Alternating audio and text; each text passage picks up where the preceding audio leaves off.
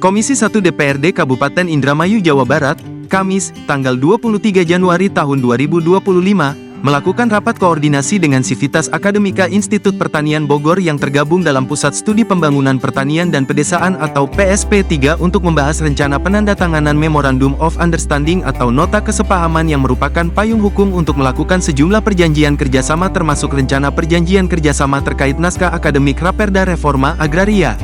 Raperda ini terbilang penting karena jika sudah menjadi Perda Reforma Agraria Indramayu, maka diharapkan bisa menjadi solusi dalam penyelesaian konflik agraria, sekaligus merupakan jalan bagi pemerataan penguasaan tanah, produktivitas pertanian, kesejahteraan petani dan pengelolaan lahan berkelanjutan.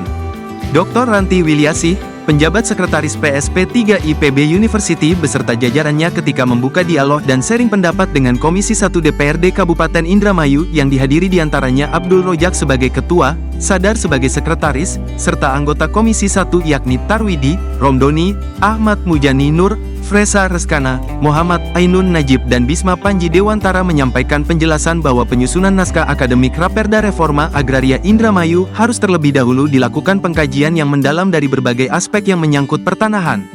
Hal itu dilakukan karena reforma agraria yang komprehensif terhadap persoalan keagrariaan.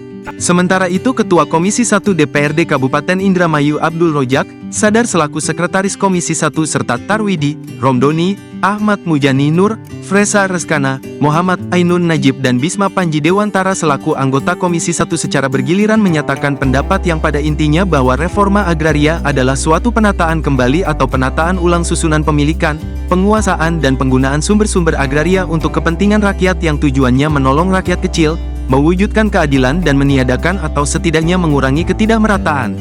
Memaknai maksud reforma agraria tersebut, maka dapatkah ditata ulang kembali sehingga lahan pembangunan berupa tanah dapat dibagi-bagikan kepada petani dan kelompok masyarakat yang hidup bergantung pada tanah.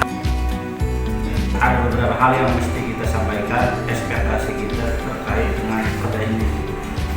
Yang pertama soal ini, mewujudkan pemerataan penguasaan tanah. Memang reforma agraria idealnya sampai sejauh itu gitu. Tapi ini akan memakan energi yang besar gitu soal pemerataan. Idealnya kalau Pak Bisma aktivis ya begitu. Tidak boleh satu orang menguasai ribuan hektar sementara ada yang tidak bertanah. Ya, karena kalau daerahnya pasif, justru itu keenakan yang di pusat karena nggak ditagi-tagi juga. Jadi sebenarnya itu strategis kenapa inisiatif ini perlu datangnya dari daerah. Dan ini seperti tadi Mas Eko bilang, ini luar biasa ya. Karena jarang sekali di beberapa daerah tuh sudah ada ya yang membentuk tim, tapi lebih ke tim penyelesaian konflik agraria. Pendekatannya nggak ke RA yang komprehensif itu. Nah, jangan-jangan ini isu yang kayak terus-menerus dipelihara sehingga orang itu menjadi kalau ngomongin tanah, ngomongin RA itu jadi kayak sensitif, padahal sebenarnya biasa aja.